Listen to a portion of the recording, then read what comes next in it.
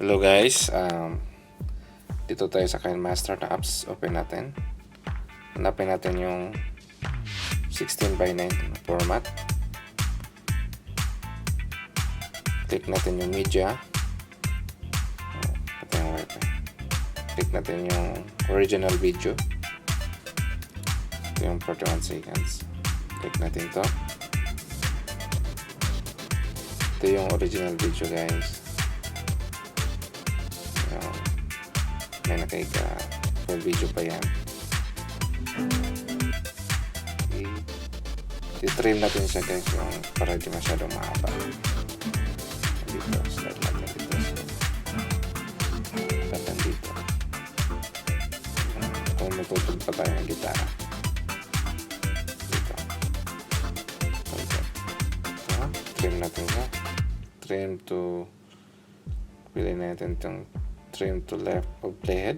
Click natin yan. Yan, ito na siya. Tapos, dito tayo titigil. Pasa natin to. Yung scissor guys. Tapos, click natin yung split at playhead. Tapos, tanggalin natin yung hanggang doon tayo sa nakahiga. Para sa isang ano natin. Sa side na parang dalawat sa cloning natin. Yung nakahiga. So, slide down natin ito. Timing natin sa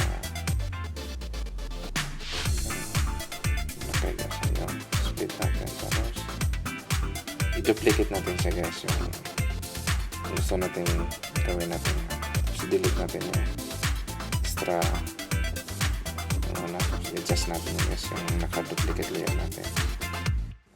Ito yung duplicate layer guys. Ito ating split screen. Click natin yung white para ma-fold siya guys. Yun yung nasa tingnan. Yun. Tapos i-adjust natin sa mamaya guys. Tingnan natin yung saan natin siya ibabagay yung video.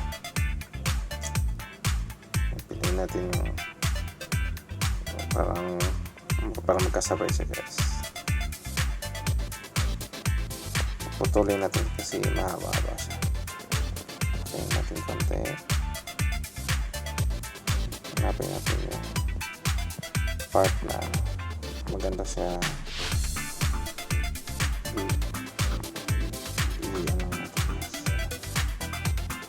Iyan lang natin. Patayin natin. Patayin natin.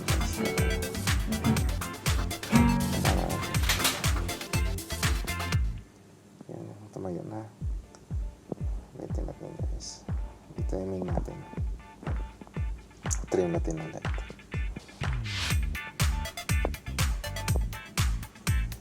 Kaya yung mga bagay guys,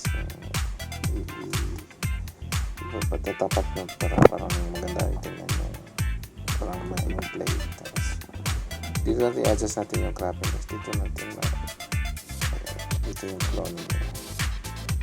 Kaya mag-adjust kasi ito. Pindutin nyo na ito mas baba. Ang split screen.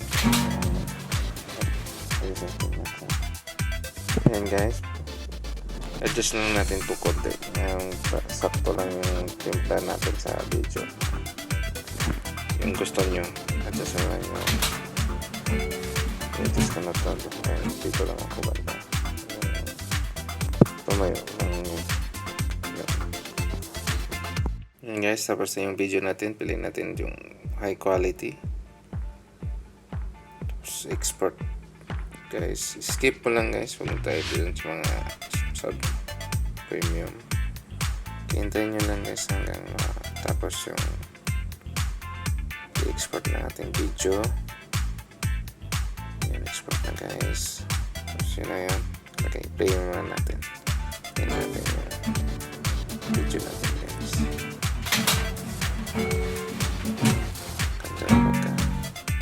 Time natin. Yun guys, tapos na yung ating clone tutorial. Hope you like it. Don't forget to like and subscribe.